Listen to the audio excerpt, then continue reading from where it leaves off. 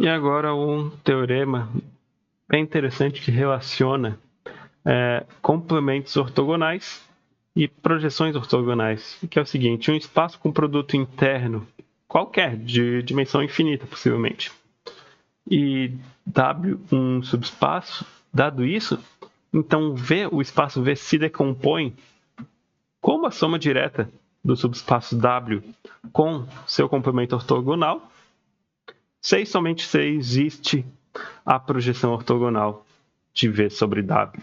Então, meio que falar de projeção ortogonal é a mesma coisa que falar de complemento ortogonal, no sentido de ter um complemento, de ter todo mundo que falta no subespaço W para a gente obter o espaço inteiro V. Tá? Então, é um C e somente C. Tem que provar duas implicações. Primeiro, assume que V é decomposto como a soma direta de W com seu complemento ortogonal e faz aquela projeção óbvia, né? Projeta o espaço V sobre o subespaço W. E daí, de fato, isso aqui vira a projeção ortogonal de V em W. Não é muito complicado, tá? Verificar que é uma projeção é meio óbvio, a gente já fez isso. E aquela propriedadezinha usa definição. Se eu pego um vetor de V, então eu decomponho ele como uma soma de um elemento de W com um elemento do seu ortogonal. A diferença de V com a sua projeção vai ser exatamente a parte de V que está no complemento ortogonal. E daí, por definição, né, essa parte, esse Yzinho aqui, vai ser ortogonal a W. Tá?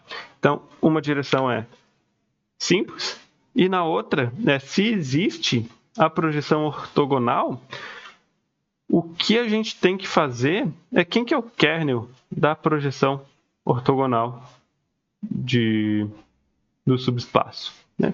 Intuitivamente, é ortogonal.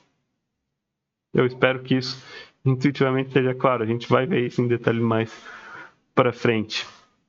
Mas a prova, estamos no slide 23, é essencialmente a mesma dessa aqui, diz que vale em geral.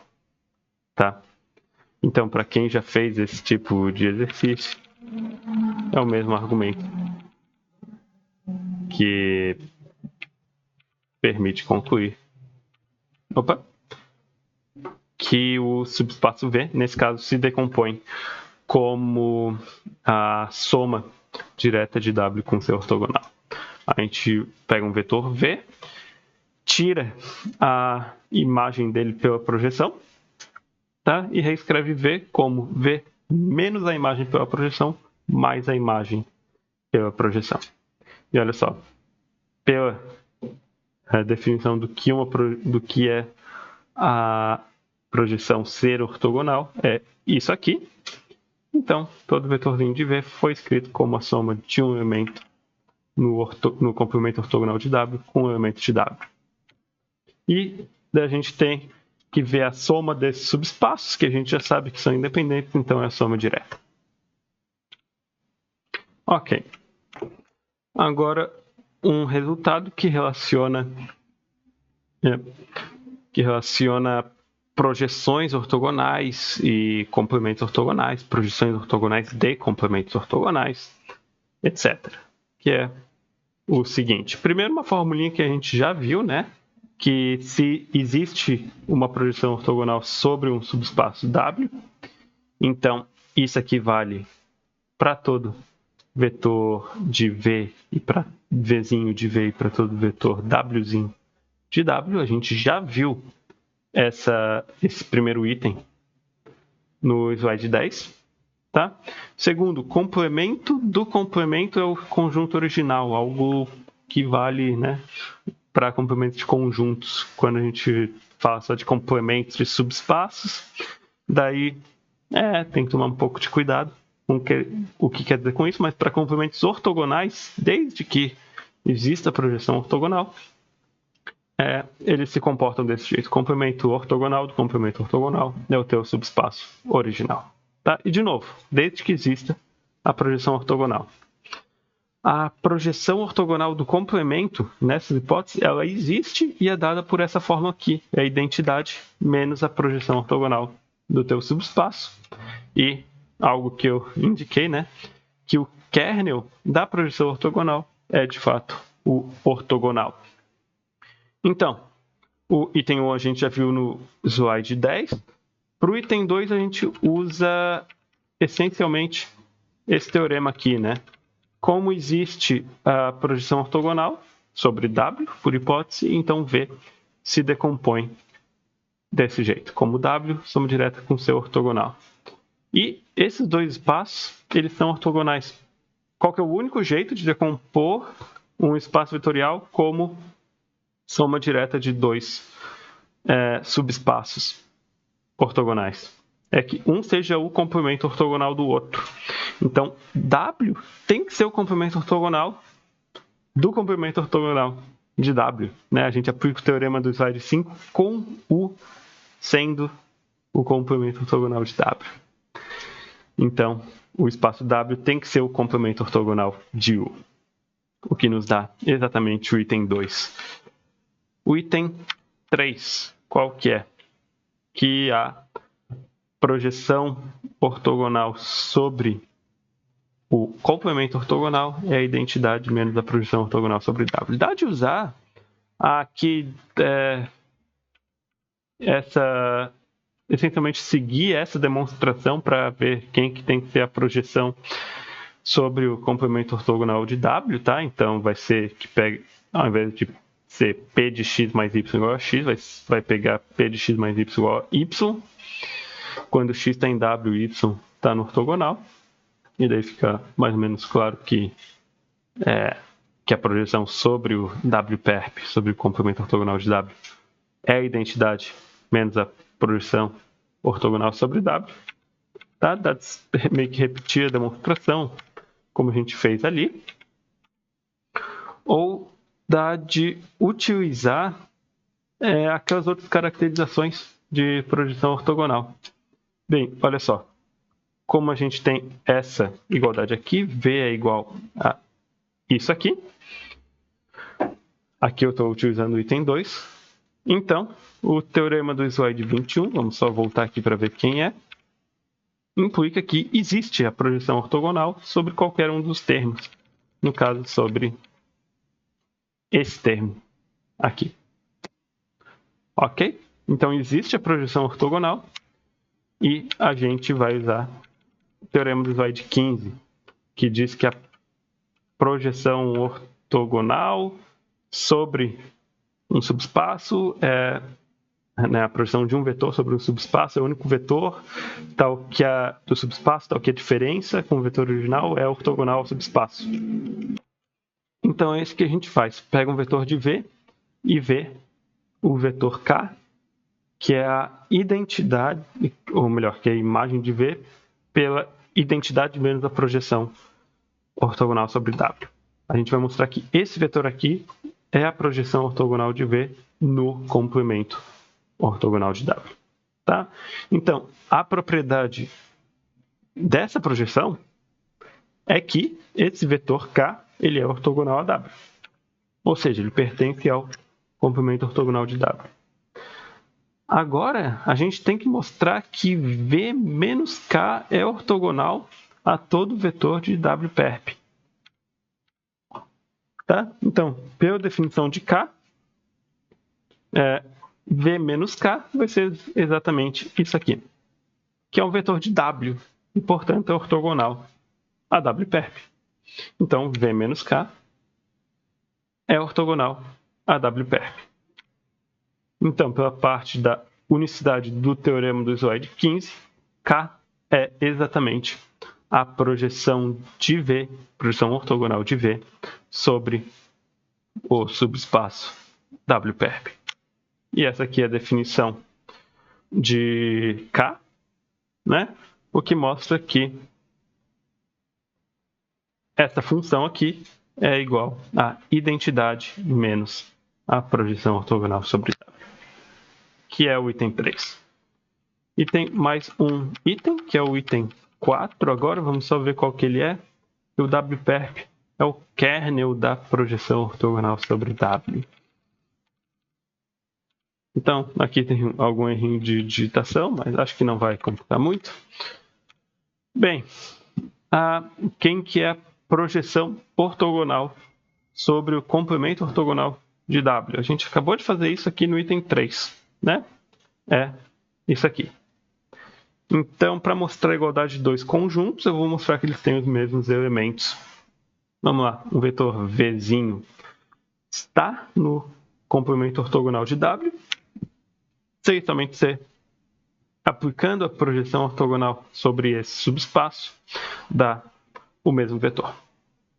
Usando o item 3, faz essa substituição, calcula o vetor V aplicado nessa, ou melhor, essa função aplicada no vetor V, dá isso aqui e pode cancelar V dos dois lados e multiplicar por menos 1 para obter equivalência com isso. Ou seja, um vetor V está em wperp, no complemento ortogonal de W, C somente C vale isso, que significa que V está no kernel da projeção ortogonal sobre W. Então, esses dois conjuntos aqui têm os mesmos elementos, portanto, eles são iguais. E, por fim, a gente pode até utilizar projeções ortogonais e expansões de Fourier para caracterizar bases ortonormais de espaços vetoriais com produto interno do seguinte jeito, que são equivalentes, que se eu tenho uma coleção finita ortonormal em um espaço com produto interno, então essa coleção é uma base ortonormal para V, C, e somente C, o ortogonal dessa coleção tem só o vetor nulo, C e somente C, todo vetor V é igual à sua expansão de Fourier com respeito a essa coleção ortonormal. Daí não coube tudo nesse slide. C e somente C, olha só. Daí tem até uma coisa mais interessante. Se sempre vale o que a gente chama de identidade de Parseval, que é, às vezes é chamada de identidade de Bessel, até porque é o que se obtém trocando o sinal de menor ou igual na desigualdade de Bessel por uma igualdade. Tá? E C e somente C, para todos V e W, vale uma outra versão do que também é chamado de identidade de Parseval, que diz que o vetor que o produto interno de dois vetores é dado fazendo produto entrada entrada, coordenada coordenada, na expansão de Fourier, e depois somando tudo. Ok? Então, por exemplo, os três primeiros itens, que são esses aqui. Se O é uma base ortonormal para V, a gente já viu que essas aqui são as coordenadas com relação a bases ortonormais. Então, 1 implica 3, a gente já sabe. E um vetor é nulo, C e somente C, todas essas coordenadas aqui são nulas, ou seja, C e somente C é o vetor. O vetor é nulo, C e somente C. Ele está no complemento ortogonal do conjunto O. Tá? Então, 1 implica 3 a gente já viu, 3 implica 2 também é mais ou menos trivial, e agora 2 implica 1. Como que se prova isso? Se vale o 2, então a gente tem que mostrar que O é gerador. Esse é o ponto, né? Então, para mostrar que O é gerador, tem que calcular o span de O. Só que a gente não consegue calcular diretamente o span. O que a gente vai fazer é mostrar que o ortogonal do span é nulo. E daí a gente pega complementos ortogonais depois. E usa aqui o complemento ortogonal, o complemento ortogonal é o subespaço original. Tá? Então, quem que é o ortogonal do span? Pelo teorema anterior, é o kernel da projeção sobre esse span. Tá? A gente usa W como sendo o span de O. E quem que é o kernel da projeção? A projeção é dada por essa fórmula aqui, né? Então, um vetor, ele vai, quando eu calcular essa fórmula, vai dar o vetor nulo, se e somente C, todos esses termos aqui são nulos, se e somente C. O meu vetor está no ortogonal de O, certo? Então, no fim, o que eu queria fazer era verificar essa igualdade, tá? Que também vale em geral, tomando combinações lineares. E, por hipótese, que é o item 2, a gente tem isso aqui. Então, toma ortogonais no primeiro e no último item, ortogonal do ortogonal subespaço original, o span de O é complemento do subespaço nulo e, obviamente, todo vetor é ortogonal ao vetor nulo, tá? Então, saindo de 2, a gente concluiu que o conjunto O é gerador, além de ser ortonormal, portanto, uma base ortonormal.